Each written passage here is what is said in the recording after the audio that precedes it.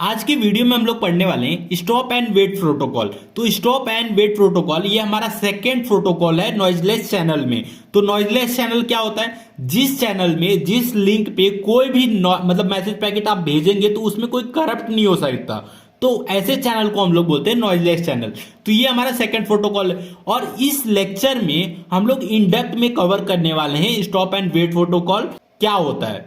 तो चलिए पहले पॉइंट को देखते हैं, use in connection oriented communication. ये क्या है? Connection oriented communication. तो कनेक्शन ओरिएंटेड कम्युनिकेशन का मतलब क्या होता है पहले वो समझ लेते हैं। अब ये देखिए, कम्युनिकेशन दो तरह से होता है, एक कनेक्शन ओरिएंटेड होता है, एक कनेक्शन लेस होता है। कनेक्शन ओरिएंटेड का मतलब समझते पहले। कनेक्शन ओरिएंटेड कनेक्शन स्टैब्लिश होता है, मतलब दोनों के बीच, सेंडर और रिसीवर के बीच में कनेक्शन स्टैब्लिश होता है। कैसे स्टैब्लिश होता है? थ्री वे हैंडशेकिंग, मतलब तीन वे हैंडशेकिंग से, मतलब थ्री वे से। वो थ्री वे कौन सा है? पहले देखिए, ये हमारा समझ लीजिए सेंडर है, ये हमारा रिसीवर है। तो जब सेंडर रिक्वेस्ट करेगा, सेंडर क्या करेगा? रिसीवर को रिक्वेस्ट करेगा कि मुझे 10 पैकेट भेजना है, हर एक पैकेट का साइज 64 KB है और 10 सेकंड के लिए भेजना है। तो रिसीवर क्या करेगा? जब इसने रिक्वेस्ट किया है तो रिसीवर इस पैकेट को समझेगा, इसकी जो रिक्वेस्ट है उसको फुलफिल कर सकता है कि नहीं रिसीवर। ये करने के बाद ये रिप्लाई देगा। रिप्लाई में क्या दिया? 10 पैकेट मैं, ठीक है 10 पैकेट आपने बोला, 10 पैकेट मैं लेने के लिए तैयार हूं। 64, एक पैकेट का साइज 64 KB, ये भी मैं रेडी हूं। लेकिन आप 10 सेकंड के लिए कनेक्शन स्टैब्लिश करने चाहते हो, लेकिन मैं 5 सेकंड के लिए करना चाहता हूं। अगर आप रेडी हो तो बोलो। तो फिर क्या सेंडर क्या करेगा? सेंडर को अगर कनेक्शन स्टैब्लिश करना रहेगा तो ये क्या करेगा? एक्नॉलेजमेंट भेजेगा कि मतलब हाँ मैं रेडी हूं, 5 सेकंड के लिए कनेक्शन स्टैब्लिश कर सकता हूं। तो अगर करना रहेगा तो एक्नॉलेजमेंट भेजेगा, नहीं करना रहेगा तो एक्नॉलेजमेंट नहीं भेजेगा। मतलब सेंडर और रिसीवर के बीच में अगर आप कम्युनिकेशन करना चाहते हो तो पहले इसमें कनेक्शन स्टैब्लिश करना होता है। तो ये थ्री वे हैंडशेकिंग है, इसीलिए इसको पहले रिक्वेस्ट, फिर रिप्लाई, फिर एक्नॉलेजमेंट, इसीलिए इसका थ्री वे हैंडशेकिंग बोल रहे हैं। और जो कनेक्शन ओरिएंटेड का एग्जांपल है, आप एक मोबाइल फोन भी समझ सकते हो। मतलब जब आप किसी को फोन करते हो तो वहां क्या हो रहा है? कनेक्शन स्टैब्लिश हो रहा है। मतलब अगला जब उसको रिसीव करेगा तो आप दोनों में कनेक्शन स्टैब्लिश हो जाएगा, ठीक है। कनेक्शन लेस का मतलब क्या होता है कि आप कभी भी मैसेज भेज सकते हो। मतलब जैसे कि ईमेल हो गया, ईमेल में क्या होता है कि आप 2 बजे रात को भी मैसेज भेज सकते हो, यहां कोई पाबंदी नहीं होती। लेकिन यहां कैसे होता है? यहां पहले कनेक्शन स्टैब्लिश करना होता है। तो ये कनेक्शन ओरिएंटेड कम्युनिकेशन है और ये कनेक्शन लेस मतलब कम्युनिकेशन है।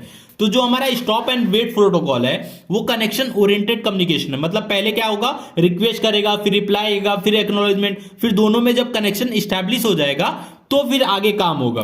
फिर सेकंड पॉइंट क्या है हमारा? Stop and wait protocol is a flow control for transmission of frame over noiseless channel. Stop and wait protocol क्या है? ये फ्लो कंट्रोल इसके साथ होता है, ठीक है। स्टॉप एंड वेट प्रोटोकॉल में फ्लो कंट्रोल होता है। सिंपलेस्ट प्रोटोकॉल में फ्लो कंट्रोल, एरर कंट्रोल नहीं था, लेकिन स्टॉप एंड वेट प्रोटोकॉल में फ्लो कंट्रोल होता है। फ्लो कंट्रोल का मतलब क्या होता है कि जब आप सेंडर रिसीवर को मैसेज भेजता है तो रिसीवर के पास जितना बफर रहेगा, ठीक है, उतना ही अमाउंट ऑफ डेटा सेंडर भेज सकता है एक्नॉलेजमेंट आने से पहले। तो ये चीज को मैनेज करता है फ्लो कंट्रोल। तो स्टॉप एंड वेट प्रोटोकॉल में फ्लो कंट्रोल होगा तभी हमारा डेटा पैकेट जो लॉस होने का चांसेस रहेगा, एक्स्ट्रा डेटा लॉस होने का चांसेस रहेगा, वो कम हो जाता है। वो होता ही नहीं है इसमें फ्लो कंट्रोल की वजह से। For transmission of frame over noiseless channel, जो ये मैसेज भेज रहा है वो नॉइजलेस चैनल में भेज रहा है। मतलब यहाँ बिट करप्ट हो ही नहीं सकता, मतलब बिट चेंज हो ही नहीं सकता है। लेकिन ऐसा कोई चैनल बना ही नहीं है। थर्ड पॉइंट देखते हैं, it provides unidirectional data transmission with flow control facility without error control. मतलब ये क्या बोल रहा है? जब आप मैसेज पैकेट सेंडर रिसीवर को भेज रहा है यूनिडायरेक्शनली तो उसमें फ्लो कंट्रोल फैसिलिटी है, लेकिन एरर कंट्रोल फैसिलिटी नहीं है। मतलब डेटा अगर कुछ करप्ट हो गया तो ये चीज की मतलब जिम्मेदारी नहीं है कि इसमें डेटा सही गया है कि गलत गया है, ठीक है।